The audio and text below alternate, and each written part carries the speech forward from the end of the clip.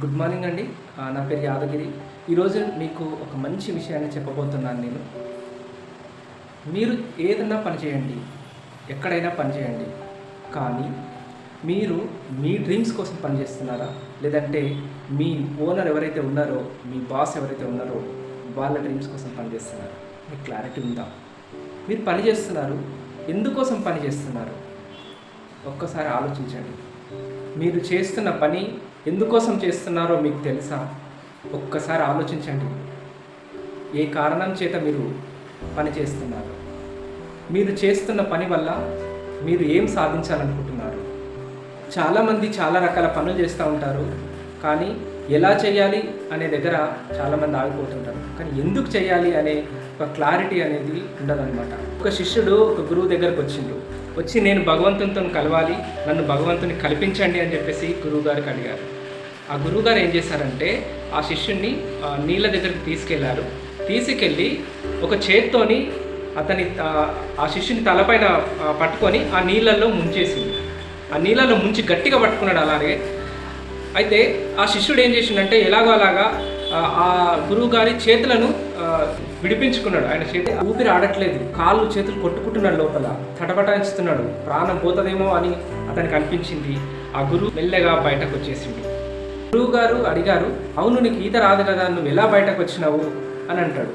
అంటే ఆ శిష్యుడు ఏం చెప్తాడంటే, గురువుగారు నిజమే నాకు ఈత రాదు, కానీ నా ప్రాణం మీదకి వచ్చింది, నా ప్రాణాన్ని రక్షించుకోవాలి అంటే నేను ఏదో ఒకటి చేయాలి అనే ఉద్దేశంతో కాళ్ళు చేతులు కొట్టుకుంటా బయటకు వచ్చేసిన.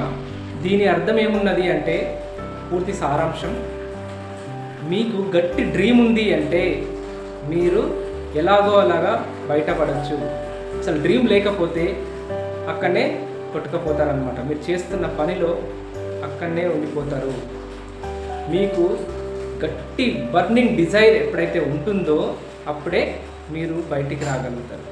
కాబట్టి మీ అందరికీ కూడా ఒక డ్రీమ్ అనేది చాలా ముఖ్యం.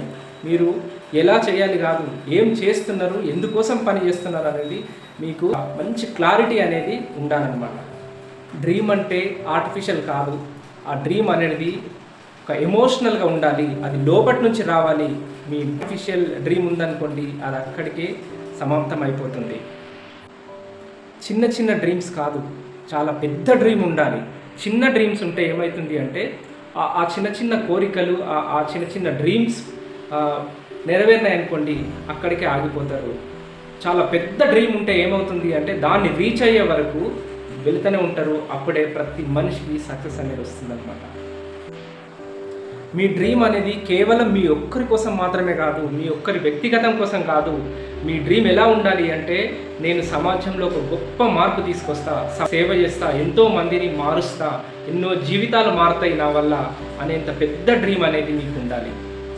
డ్రీమ్ అంటే పడుకున్నప్పుడు కనే కల కాదు, అంటే మీకు నిద్ర పట్టకుండా చేసే కళ ఉంటుంది కదా, కళలు ఉండాలి. మీ జీవితం ఎప్పుడైనా సరే తోడు పెళ్లి కొడుకులాగా అవ్వద్దు, పెళ్లి కొడుకులాగానే ఉండాలి. ఎందుకు ఈ మాట నేను చెప్తున్నానంటే, 1-2 రోజుల ముందు నుంచి పెళ్లి కొడుకుతో పాటు పెళ్లి కొడుకు ఉంటాడు. పెళ్లి కొడుకుకి అందరూ స్వీట్లు పెడతారు, అందరూ బొట్టు పెడతారు, అతనికి మంచి సన్మానం చేస్తారు. సేమ్ అలాగే తోడు పెళ్లి కొడుకు కూడా చేస్తారు. పెళ్లి పందిట్లోకి వెళ్ళేదాకా కూడా తోడు పెళ్లి కొడుకు వెంబడి ఉంటాడు, కానీ పెళ్లి జరిగేది మాత్రం పెళ్లి కొడుకుకే, తోడు పెళ్లి కొడుకు కాదు. అందుకే డ్రీమ్ అనేది మీ డ్రీమ్ అయి ఉండాలి. మంది డ్రీమ్స్ కోసం, అంటే వేరే ఇతరుల డ్రీమ్స్ కోసం మీరు పని చేయడం కాదు, మీ డ్రీమ్ కోసం మీరు పని చేయండి. అప్పుడే మీరు సక్సెస్ అవుతారు.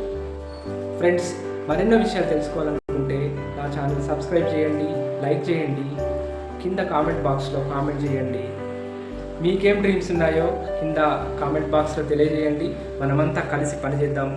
మీరు ఒక ఉన్నతమైన స్థాయికి ఎదిగే విధంగా నేను మీకు తోడుగా ఉంటా. మనమంతా కలిసి సక్సెస్ అవుదాం. Thank you and wish you well.